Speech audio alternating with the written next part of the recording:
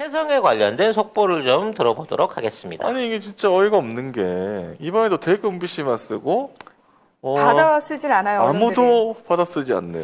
아니 이게 원래 이게 중앙 MBC가 쓴 거를 지방 MBC가 뭐 로컬 방송한다고 안 받아 쓰는 경우는 봤어도 지방에서 아니요. 이런 특종을 터트려 주는데 이거 대박인데. 네? 아 이거 올리기만 하면 광고 딱딱 붙을 대박인데 그러게요. 이걸 아니, 안 해? 지역에서는 중앙에서 지정해줘요. 뉴스 그 런다운 짤 때 이 기사까지는 반드시 나가야 된다라고 지정해줘요. 몇 분부터는 내라 뭐 네, 이렇게. 몇 분부터 낼 수 있다라는 식으로 지정을 해줘요. 그러니까 로컬에서는 기사를 선별할 수 있는 능력이 없어요. 일단 뭐 뉴스데스크 같은 경우에는 앞에서 위에서 내려보낸 데까지 무조건 나가야 되고 그 밑에 이제 남은 시간 가지고 로컬 뉴스가 나가는데 이게 너무 잘못된 게 뭐냐면 우리가 왜 지금 지방 분권화된 지 되게 오래됐잖아요. 지자체가 그래도 나름 굉장히 역사가 좀 됐다라고 얘기를 함에도 불구하고 언론이나 방송을 보면요. 이렇게 로컬에서 사실 열심히 해가지고 빵 터트린 것들 또는 정말 온 국민이 알아야 되는 내용들이 위로 올라가는 시스템이 너무 안 돼요. 아마 그 세월호 그 사고 때도 여러분 느끼셨을 거예요. 그렇죠. 목포 MBC 되게 열심히 했거든요. 취재한 네. 동영상이나 이런 것들 검열해서 다 갖고 가갖고 못 올렸죠. 못 올렸다는, 못 올렸고 냈다는 거 아니에요. 지금도 뭐 검찰 자료로 묶여 있대요. 그 당시에 상당 부분 그 촬영분이나 자료들이. 네. 아무튼 이번에도 대구경심 단독을 했는데 뭐냐면 이 동양대 최성해 전 총장이 스스로 표창장 관리가 엉망이었다고 실토하는 육성 파일 이거를 취재진이 확보를 한 겁니다. 그러니까 어떻게 이걸 녹음까지 다 해놨다. 그 교수가 이거 녹음을 했나 봐요. 어유. 당시에. 그 교수가 야망이 컸네. 그러니까. 언제 한번 제끼려고 이걸 다 녹음을 해놨던 거네. 그거 아니면은 사실은 누가 전화 통화던데 내가 들어보니까. 아무튼 보면은 이 법정에서는 최성해 전 총장이 뭐라고 했냐면 자기가 허가하지 않은 표창장은 위조다 이렇게 얘기를 했거든요. 그래서 그 증언을 믿고 법원이 판결을 내린 거예요. 4년을 정경심 교수를. 근데 그거랑 다른 위증 논란이 났다라는 거고 사실은 그 전에 최성해 총장 보도 뭐 국힘에서 당선권 비례대표 제안받고 그다음에 학교를 위해서 조국과 세게 붙었다. 뭐 이렇게 얘기한 거. 그다음에 이번에 이 보도도 서울 MBC도 안 받았고 포털에서 최성해로 검색을 해도 뉴스를 찾기가 되게 힘듭니다. 그러니까 지금 그 얘기 중에 방금 지적한 얘기 중에 학교를 위해서 조국과 세게 붙었다는 게 이게 나중에 보면 이중의 의미가 있어요. 네. 그러니까 하나는 자기가 노력한 부분, 게 자기가 도와야 된다는 부분도 있지만 본인도 약점이 있어가지고 그렇죠. 이게 문제화된 부분이 이제 새로운 증거 안에서 드러난 거거든요. 네. 저는 이 두 번째. 사실은 최성해도 협박받고 있었다는 부분이 더 중요하다고 생각이 되는데요. 네. 일단 대장 관련해서 이거를 없앴던 네. 그 증언에 대해서 한번 볼까요? A 교수의 증언에 대해서. 네. 자, A 교수가 이렇게 얘기를 해요. 이 상장 대장에 빠지고 나간 게 숱하게 많다고요, 우리 학교에. 라고 얘기를 합니다. 그랬더니 최성해가 뭐라고 얘기를 하냐면 숱하게 많은 거는 다른 대학도 마찬가지야. 동양대학 그러고 난 다음에 우리도 지금 다 해보니까 조사해보니까 그런 게 많더라 이건데 라고 얘기를 하는 거예요. 결과적으로 자기도 듬성듬성 관리가 제대로 안 된 거 알고 있었고 알고 있었다는 거죠. 다른 데 그렇죠. 대학도 똑같았다는 마찬가지야, 거예요. 이렇게. 그리고 그 당시에 그 분명한 게 법적으로 대학이 설립되고 망할 때까지 이 표창장을 발부하게 되면 1년 번호 다 기록해야 되고요. 그렇죠. 그거를 절대 없애면 안 된대요. 필수 네. 보존 문서 중에 하나랍니다, 이게. 자, 근데 A 교수가 근데 우리 학교 이 상장 대장 다 불태웠다면서요. 말도 안 되지 이랬더니 최성희가 대장 그거는 항구 보존해야 되는데 대장 소각하는 놈이 그냥 소각해서 지금 이렇게 힘들게 만들고 있잖아. 자 이렇게 됐는데 이게 동양대에서 항장을 잘 관리하고 있었던 걸까요? 과연 이게? 그리고 이거 다 철저하게 자기 모르는 상장은 있을 수 없다는 최성의 그렇죠. 증언이 지금 4년 구형의 거짓말이었다. 핵심 증거가 될 수 있는 겁니까? 그러니까 이건 말이 실물 안 돼. 표창장에서는 아무런 물리적 증거 인정 못 받았어요. 그렇죠. 이 사람 말 한마디 때문에 지금 이렇게 온 그렇죠. 거거든. 자기가 관리한 거 외에는 다 위조다 이렇게 해버리니까 법원이 그냥 때리고 버린 거잖아요. 근데 지금 뭐 상장 1년 번호도 안 맞아. 있는 거 대장까지 다 불태웠어. 이게 관리가 되고 있는 거라고? 말이 안 되지 이거는. 근데 심지어 그 법정에서 무슨 얘기까지 나왔냐면 그 표창장이 발급됐던 2012년 당시 동양대 교양학부 B 교수가 법정에서 이렇게 얘기를 해요. 상장을 줄 때 1년 번호를 매겨야 하는데 본부 지침이 없어서 문의했지만 본부로부터 알아서 해라. 라는 답을 들었다. 그러니까 이미 그때 교수들도 아유 뭐 우리 학교 이 관리 잘 안 되는구나. 그렇지. 그걸 다 알고 법정에서 이 증언까지 했음에도 불구하고 오로지 최성의 말 한마디에 지금 4년이라는 중형이 내려진 그래, 거예요. 법원도 이상해. 어떻게 최성의 말만 믿고 이거를 판결을 때렸지? 왜 B 교수가 증언한 거는 안 들어줘? 다른 교수의 말은 왜 안 들었을까? 그리고 물리적 증거로 검찰이 결국은 표창장 위조를 시연해내지 못했으면 그렇죠. 사실상 이거는 불가능하다고 해야 되는 거 아니야? 근데 그렇죠. 증언이 증거보다 앞설 수는 없거든요. 물리적 그렇지, 증거가 있어야지. 물리적 증거 없는 상황에서 증언만으로 그것도 한쪽의 말만 일방적으로 듣고 제일 중요한 건 자백이 아니에요, 이게. 그렇죠. 증언이라고. 원래 자백을 하면 그럴 수도 있어요. 본인의 자백이 가장 중요한 증거가 되니까. 이런 말도 안 되는 판결을 했는데, 자, 더 큰 문제는 열린공강TV의 보도에 의하면 최성애가 검찰에 뭔가 약점을 잡혀서 그렇게밖에 할 수 없었던 정황이 있는 것 같다라는 얘기가 또 나오고 있다는 거지. 그렇죠. 지금 뭐 그 열린공강 TV에서 한 그 녹취록에 보면은 그 최 총장 조카가 작은 삼촌 괜찮을까요? 작은 삼촌도 털리스 있을 것 같은데? 라고 하는 부분이 있다고 해요. 그러니까 이미 이제 알고 그거는 있는 개인적인 부분으로 넘어가는 거야. 어. 그러니까 지금 이 상황이 터져가지고 검찰 조사받고 막 이러다 보면 그 삼촌도 구린데 있잖아요. 그 그렇지. 조카가 알 정도면 다 안다는 거죠. 주변 사람 다 아는 거지. 부인도 알 거고 자식들도 알 거고 네. 최측근도 알 거란 말이에요. 그러니까 이 조카가 이 얘기를 최성의 측근한테 하니까 그 최 총장 측근이 공사 그거 끝났거든. 벌금형으로 끝났어. 근데 경향신문에서 뭔가 취재를 하더라. 라고 얘기를 하는 장면이 나온대요. 네, 여기서 이제 강진구 기자가 취재하던 거였다 이렇게 그렇죠. 얘기를 했던 얘기를 건데. 하는 거죠. 그래서 본인의 기억을 거슬러 보니 이게 뭐냐면 이 동양대가 의정부에 제2캠퍼스 만드는 공사를 했다는 거예요. 네. 왜 서울로 진출하려고 그랬지? 아무튼 수도권 쪽에 돈이 캠퍼스가 있으면 일단 인서울 안 된 학생들 입장에서는 인수도권이라도 가고 싶거든요. 그러면 대학의 퀄리티가 올라가는 거예요. 그런 학교도 몇 개 있습니다. 예, 있습니다. 경기도에 있으면서 뭐 서울 캠퍼스에 있는 학교 뭐 이런 그렇죠. 거 있어요. 그러니까 뭐 무슨 대학 용인 캠퍼스 그러면 한 급 떨어지는 것처럼 그렇죠. 본 대학은 경북에 지역에 있으면서 있어도 네. 지방 서울. 서울 캠퍼스가 있으면 뭔가 급이 올라간다. 뭔가 있어 보이는. 그렇죠. 있어 보이는. 이게 이상해. 뭔 속지주의도 아무튼 이거를 하는데 교수들한테 발전기금 명목으로 1,000에서 2천만 원씩을 강제로 뜯어갔다는 거예요. 네. 그렇죠.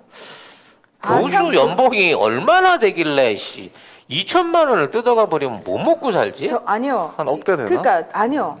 이렇게 동양대나 전문대 같은 데는 이 교수들의 처우가 별로 좋지 않아요. 그러니까 이 교수들이 진짜 왜 우리 사회에서 교수라는 타이틀이 붙으면은 단순히 그것보다는 사회적인 어떤 명예 그리고 그 명예에 따라서 뭐 딴 데서 강연을 한다든지 이런 뭐 하긴 식의 뭐 자리도 주어줄 수도 그렇죠. 있고. 다른 이득이 있거든요. 그래서 입시비리도 할 수 있고.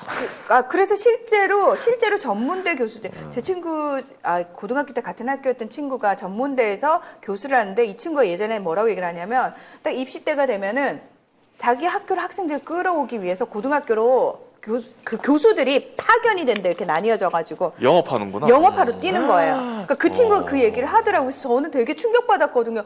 아니 그런 교수를 왜 해? 그러니까 이 말이 여기까지 나왔지만 학원 선생도 어디 네. 가갖고 애들 잡아오라고는 안 하거든. 근데 전문대나 이렇게 지금 지역의 낮은 대학들 학생 수가 부족해서 지금 폐교당할 위기에 처한 학교들은 거의 교수들이 그렇게 영업을 뛰고 있어요.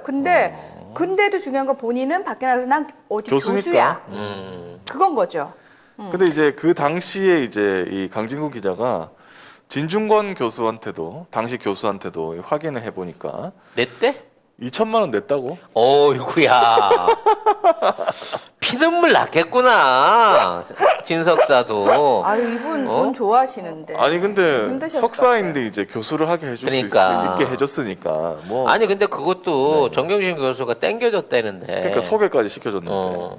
아무튼 뭐 그 상황에서 2천을 뜯긴 상황에서 이거를 문제 삼지 말라 그러고 그렇죠. 기자한테 얘기를 했다고. 입을 닫은 거구만.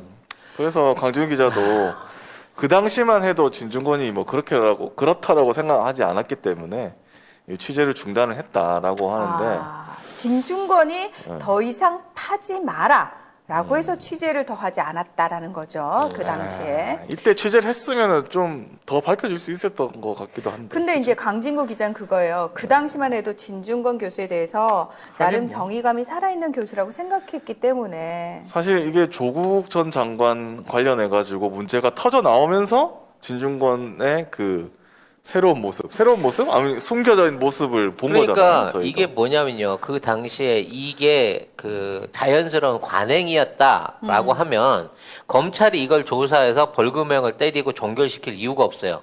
무혐의가 돼야지. 그렇죠. 근데 이거를 문제가 있다고 한 거는 이 돈이 그 돈으로 100%안 가서 유용이 생겼거나 이게 단순한 발전 기금이 아니라 취용이라든지 뭐 채용이라든지 다른 쪽으로. 네, 다른 쪽에 어떤 조건이 붙어가지고 이게 불법으로 받은 돈이다라는 부분에 대한 문제가 생기는 거고요. 네.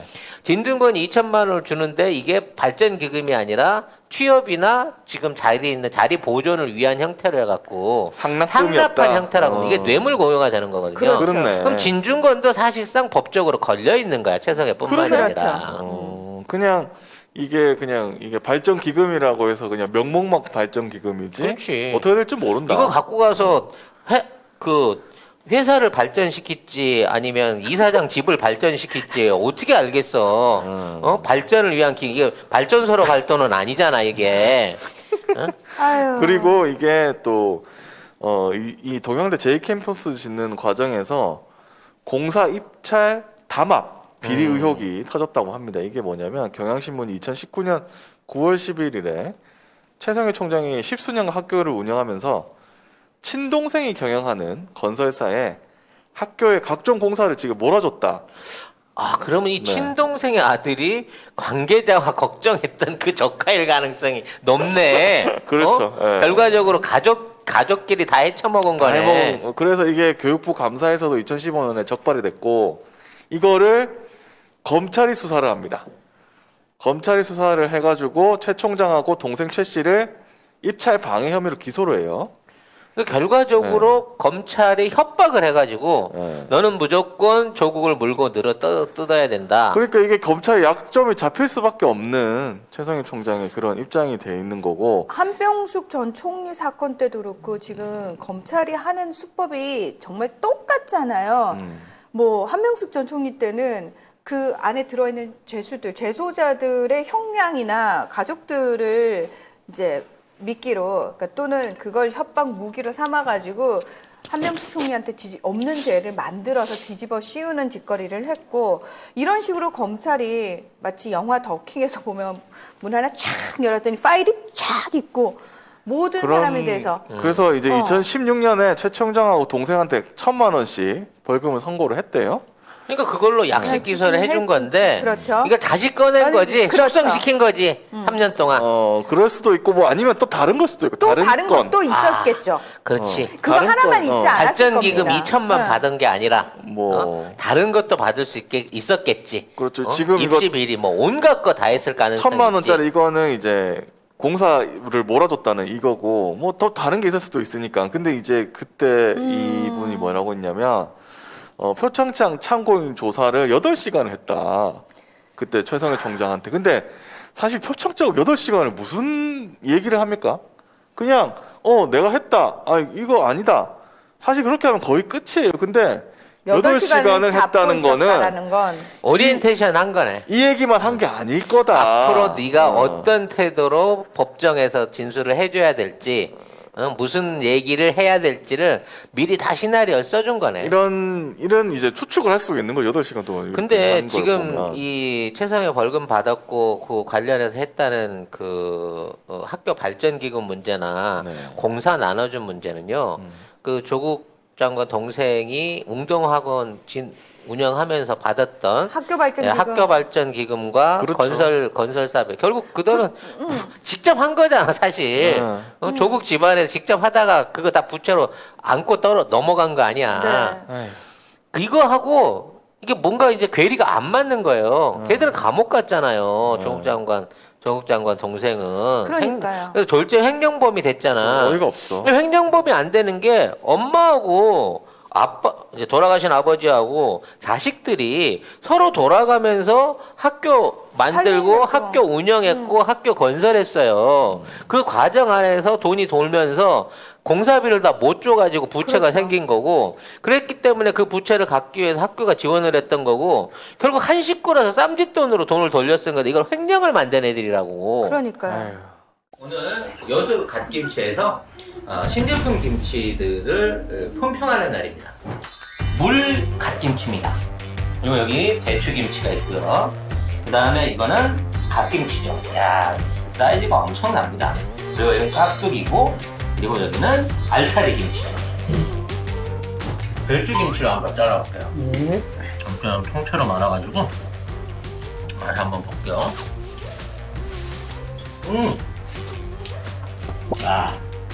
맛이 아주 기가 막혀. 머릿고기하고 같이 얹어가지고요. 엮어서 먹어보려고 합니다.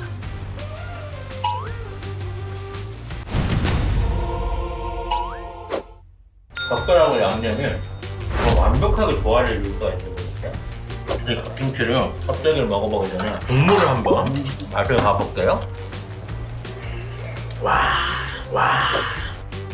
야, 이 시원한 맛은 여러분들이 이거 한번 보시게 되면 중독이 될 수밖에 없는 거죠.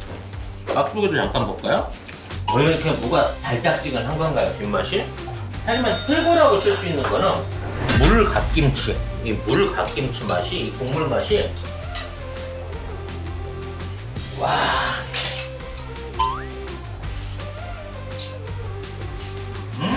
최고입니다, 이 맛은. 6종의 신제품 김치들 전부 다 한번 맛보셔도 절대 실망할 일 없으시겠다는 자신감으로 말씀드릴 수 있고요. 기다리던 돼지고기 수육이 나왔습니다. 그냥 볼 거 뭐 있어. 이 김치로 그냥 싸가지고 바로 한 방으로 먹는 거죠.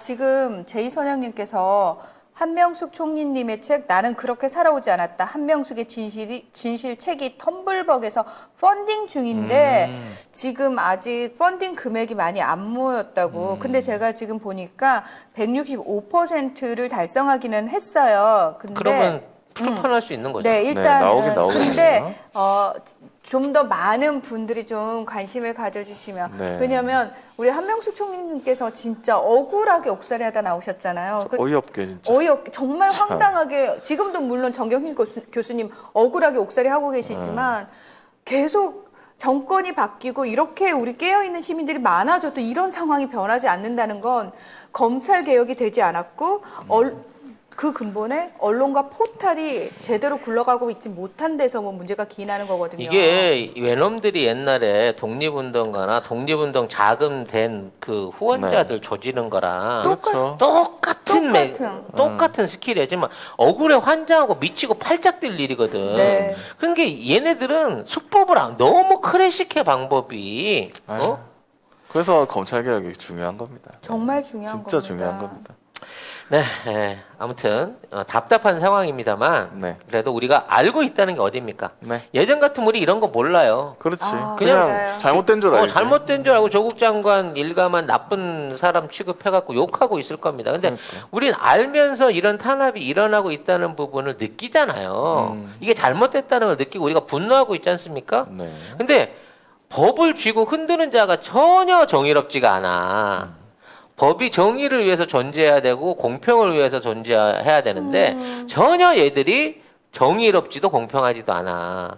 이런 상황이 계속 유지가 되면 결국 이에 대한 분노가 몰아쳐가지고 그 모든 화살을 지들이 몸으로 받아내야 된다는 거를 꼭 한번 보여줘야겠습니다. 공수처가 됐든 검찰 개혁을 통해서라도 네. 이러한 잘못된 관행과 이런 잘못된 판결들을 다 뒤집어 엎을 수 있기를 기대하고요. 이 정도면 검찰만 조사하는 조직이 있어야 될 것 같아. 진짜. 진짜. 근데 검찰만 조사해도 엄청난 게 너무 많이 나와서 진짜 너무 조사 인력을 엄청 이러다가 전 뿌려야 될것 국민이 같아요. 조사만 하다가 다 끝나게 생겼다 진짜로. 진짜 전 국민이 달라붙어도 검찰은 수십 년간 지들이 해온 짓거리 다 너무 발견하면 뭐가 많아. 너무 많을 것 같아요. 정말로. 예. 빨리 AI가 이 모든 걸 할 수 있게끔 프로그램이 개발돼야 될 것 같습니다.